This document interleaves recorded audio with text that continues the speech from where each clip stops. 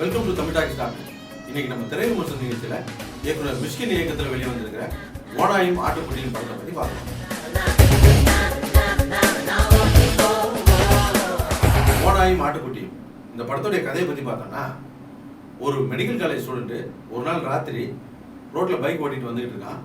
வர்ற வழியில் குத்துயிரும் கொலையுருமா குண்டடிப்பட்டு ஒரு ஆள் சாக கிடக்கான். அவனை தூக்கி பைக்கில் உட்கார வச்சுட்டு நேராக தனியார் ஆஸ்பத்திரியில் கொண்டு போய் சேர்க்கலான்னு முயற்சி பண்ணுறான். தனியார் ஆஸ்பத்திரியில் இந்த கேஸை எடுத்துக்க மாட்டேங்கிறாங்க. அப்புறம் போலீஸை போய் அணுகிறான். போலீஸும் ஒத்துழைக்கல. இன்னும் கொஞ்ச நேரம் விட்டால் அந்த ஆளுடைய உயிருக்கே ஆபத்து வந்துடுன்றதுனால நேராக தன்னுடைய வீட்டுக்கு கொண்டு போய் வச்சு இவனே மெடிக்கல் காலேஜ் ஸ்டூடெண்ட்ன்றதுனால இவனே ஆப்ரேஷன் பண்ணி அந்த குண்டை வெளியே எடுத்து அவன் உயிரை காப்பாற்றினான்.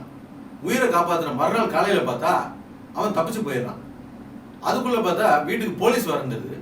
போலீஸ் வந்துட்டு, நீ காப்பாற்றினது உல்ஃப்ன்ற போலீஸால் தேடப்படுற ஒரு மிகப்பெரிய குற்றவாளி, அவனை காப்பாற்றினதுனால நீ குறைஞ்சது 10 வருஷம் உள்ளே போக வேண்டி வரும். அதனால நீ அவனை பிடிக்கிறதுக்கோ அல்லது அவனை கொல்றதுக்கோ நீ எங்களுக்கு ஒத்துழைக்கலைன்னா நீ தான் உள்ளே போக வேண்டி வரும், பார்த்துக்க அப்படின்னு சொல்கிறாங்க. இப்போ தப்பிச்சு போன அந்த ஓனாய்க்கும் அதை காப்பாற்ற போய் வம்பளம் மாட்டிக்கிட்டு இந்த ஆட்டுக்குட்டிக்கும் நடக்கிற சேசிங் தான் இந்த படத்துடைய கதை. இந்த படத்தில் ஹீரோயின் கிடையாது, ஹீரோயிசம் கிடையாது, ஒரு பாட்டு கூட கிடையாது, மிஷ்கின் பிராண்டு மஞ்சப்படவை டான்ஸும் கிடையாது. அப்புறம் படத்தில் கமர்ஷியல் விஷயங்களுக்காக எந்த ஒரு விஷயத்தையுமே சேர்க்கல. கதையை மட்டுமே கொண்டு போயிருக்காங்க. இந்த மாதிரியான விஷயங்கள்லாம் இல்லாமல், இந்த மாதிரியான விஷயங்களை நம்பாமல் வெறும் கதையை மட்டுமே நம்பி படத்தை கொண்டு போனதுனால திரைக்கதையில் அங்கங்கே தொய்வும் நிறைய ஓட்டைகளும் இருக்க தான் செய்யுது. கதையை 2.5 மணி நேரம் வளர்க்கணுன்றதுக்காக மிஷ்கினை ஏன் போலீஸ் தேடுது, மிஷ்கினை ஏன் வில்லன் குரூப் கட்டிக்கிட்டு இருக்கானுங்க, மிஷ்கின் யாரை காப்பாற்றுறதுக்கு முயற்சி பண்ணுறாரு, இப்படியான சஸ்பென்ஸ் எல்லாம் படம் ஆரம்பித்து ஒரு 2 மணி நேரம் வரைக்கும் ஓப்பன் பண்ணவே இல்லை. கதையில் ஒரு சின்ன குழந்தை ஒரு கேரக்டர் வரும். அது வந்து, அக்கா எனக்கு ஒரு கதை சொல்ல அப்படின்ட்டு கேட்கும். அப்புறம் அவங்க அப்பாவை பார்த்து, அப்பா நீங்கள் ஒரு கதை சொல்லுங்களேன் அப்படின்னு கேட்கும். அப்புறம் மிஷ்கினை பார்த்து, எட்வர்ட் அங்கிள் எனக்கு ஒரு கதை சொல்லுங்களேன் அப்படின்னு கேட்கும்.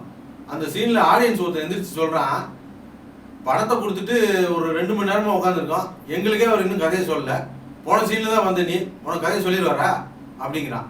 அந்த அளவுக்கு ஆடியன்ஸோடைய பொறுமையை சோதிச்சிட்டாரு அந்த 2 மணி நேரம். அதுக்கப்புறம் தான் இந்த ஃப்ளாஷ்பேக்கை ஓப்பன் பண்ணுறாரு. அந்த ஃப்ளாஷ்பேக்கில் கூட என்ன நடந்துச்சு அப்படிங்கிறத நேரடியாக சொல்லாமல் ஒரு குழந்தைக்கு கதையை சொல்கிற மாதிரி, ஒரு ஊரில் ஒரு ஓனாய் இருந்துச்சு, ஒரு ஆட்டுக்குட்டி இருந்துச்சு அப்படிங்கிற மாதிரி சொல்கிறாரு. அதை ஒரு 4-5 நிமிஷம் ஒரே ஷாட்டில் அந்த கதையை சொல்லி முடிக்கிறாரு. ஃபேஸ் எக்ஸ்பிரஷன்லாம் அப்படியே ஒரே மாதிரியாக வச்சுக்கிட்டு உருக்கமாக ரொம்ப நல்லா சொல்லியிருக்காரு அந்த சீனை. இருந்தாலும் இது எல்லா தரப்பு மக்களுக்கும் புரியுமா, புரிஞ்சாலும் ஏற்றுக்குவாங்களா அப்படிங்கிறது சந்தேகம் தான். அதே போல் இவருடைய படங்கள் எல்லாமே ஜப்பானிய இயக்குனரான அகிரா குரோசாவாவுடைய பாதிப்பும் டகாஷி கிட்டானோடைய பாதிப்பும் அதிகமாக இருக்கும். அவங்க படங்கள் எல்லாம் என்ன ஸ்பெஷல்னா, ஒரு படத்தில் வேகமாக எடுக்க வேண்டிய சீனை கூட ஸ்லோவாக எடுத்து வச்சுருப்பாங்க. ஆனால் அந்த ஸ்லோ அந்த கதைக்கும் அந்த சீனுக்கும் ரொம்ப தேவையானதாகவும் இருக்கும், ரொம்ப நல்லாவும் இருக்கும். ஆனால் இவர் தேவை இருக்குதோ இல்லையோ எல்லா சீனையும் ஸ்லோவாக எடுத்து வச்சிருக்கிறாரு. வெறும் கதையை மட்டுமே நம்பி எடுத்த இந்த படத்தை இளையராஜாவுடைய இசை தான் தாங்கி பிடிச்சிருக்குது அப்படின்னு சொல்லலாம். இப்போ இந்த படத்தோடைய வியாபாரத்தை பற்றி பார்த்தோம்னா, மிஷ்கினை வச்சு படம் எடுத்த எல்லா கம்பெனிக்கும் மிஷ்கின் ஏற்கனவே போட்டதுனால அவரை வச்சு படம் எடுக்கிறதுக்கு யாருமே தயாராக இல்லை. அதனால அவரே சொந்தமாக படம் தயாரிச்சிட்டாரு இந்த படத்தை.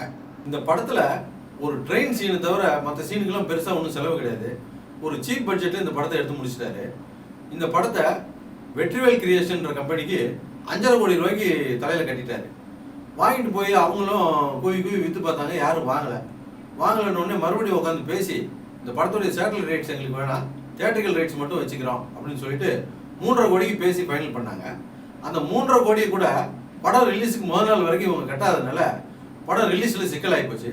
அப்புறம் ஒரு வழியாக பஞ்சாயத்து பண்ணி படத்தை ரிலீஸ் பண்ணிட்டாங்க. அப்போ கூட ரிலீஸ் அன்னைக்கு காலையில் நூன் ஷோலாம் பிரிண்ட் வரல, மேட்னி ஷோலேருந்து தான் படம் ஓடி இருக்கு.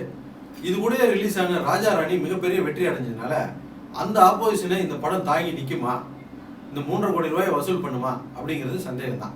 மொத்தத்தில் இந்த படத்தை பற்றி சொல்லணும்னா, நான் மசாலா படம் மட்டும்தான் பார்ப்பேன் அப்படின்னு சொல்கிறவங்க இந்த படத்தை போய் பார்த்தாங்கன்னா அவங்களுக்கு ஒன்றும் பெரிய ஏமாற்றமாலாம் இருக்காது, நல்லா தான் இருக்கும். அதே சமயம் வித்தியாசமான படங்களை தான் தேடி பிடிச்சி பார்ப்பேன் அப்படின்னு சொல்கிறவங்களுக்கு இந்த படம் ஒரு விருந்தாவே இருக்கும். எங்களுடைய நிகழ்ச்சிகள் உங்களுக்கு பிடித்திருந்தால் உடனுக்குடன் கண்டு பகிர கீழே உள்ள சப்ஸ்கிரைப் பட்டனை அழுத்தவும். எங்களுடைய நிகழ்ச்சிகள் உங்களுக்கு மிகவும் பிடித்திருந்தால் உங்களுடைய நண்பர்களுக்கு ஷேர் செய்யவும். நன்றி, வணக்கம்.